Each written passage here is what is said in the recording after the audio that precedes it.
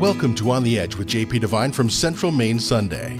On the Edge with JP Devine Audio is sponsored by Sprague & Curtis Real Estate, the largest full-service real estate brokerage in Central Maine's capital region, selling properties, helping people, getting it done. Visit their website at spragueandcurtis.com. Now here's JP Devine. I'm not taking my eye off it. Lest I lose it again, it's sitting there on the screen. It hasn't moved for the longest time. The air, it's as damp as the morning's laundry, is shuffling in. Last summer, rather than littering the room with squashed flies, I chose for them a cleaner death. I closed the window on them and trapped them there, rendering them harmless. Hooray! But today it's hot, and I need this window open. And if I make such a sudden move, it'll wake up and disappear and return somewhere else worse, like on my cereal or in my wine glass. Just below in the space between the window and the screen are 3 of its dead companions who died in the night, and I trapped them. If the youngest of my 2 daughters were here, like when she was 6, I know what she would say. Daddy, maybe those are her children. A wise father knows that there is no response that will not result in an argument and ending in tears. I fail. So, you just killed him. You see, this one has always had a soft spot for tiny things like butterflies, ants, caterpillars, even flies. I have a sweater in my hand now. She, who is tired of my killing these things with beloved linen napkins, she bought it last week at Rennie's in Farmington. Now she, who has no compunctions about slaying flies, held it aloft and proclaimed, "A professional killing instrument." Rennie's customers turned their heads as she smiled sheepishly. It's hotter now.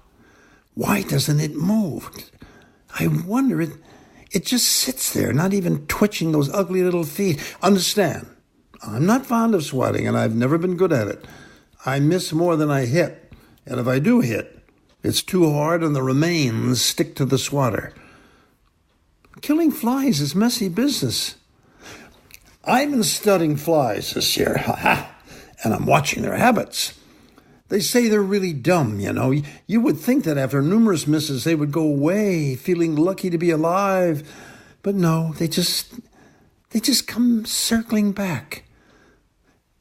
If there's a bit of honey, a piece of fruit, or anything they can't resist, they'll keep coming back. I've noticed that in the absence of food, they often give up and head for the windows, only to land on the screen. That's where you have the chance to get them. That is your chance, often your last chance. But after that long ago discussion with the youngest, I tried a different path, a less brutal dispatch. This week, older and annoyingly better educated, she arrived for a visit. Why are those 2 windows closed in this heat? I've trapped 4 of them in there. Trapped what? Flies. See, in the cool of the evening, they all gather against the screen. And I closed the window and I trapped them there. And, but this is where it gets tricky. I should stop talking. I learned that when she was 6, but I'm old now and I forget stuff.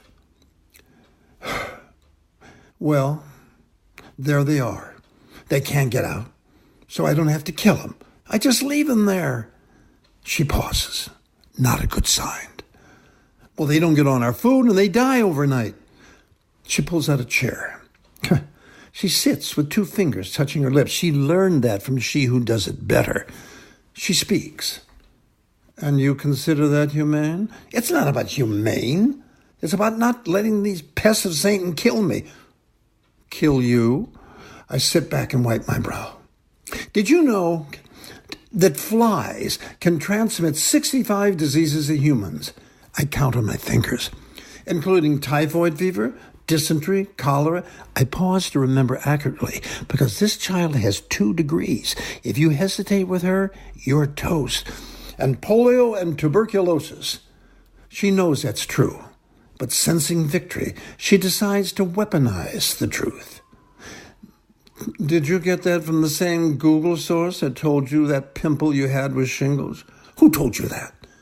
You sent me a text with a photo of it. She continues without taking a breath. So you let them die in there all night? Alone without water or food? Geez, Jelana, they're not pets. They're pests. As she walks away, taking my iced tea with her, she mumbles, well, that's torture. I find that so disturbing. It's gone. While we debated its fate, it seized the moment and flew away. Don't tell me that flies are stupid.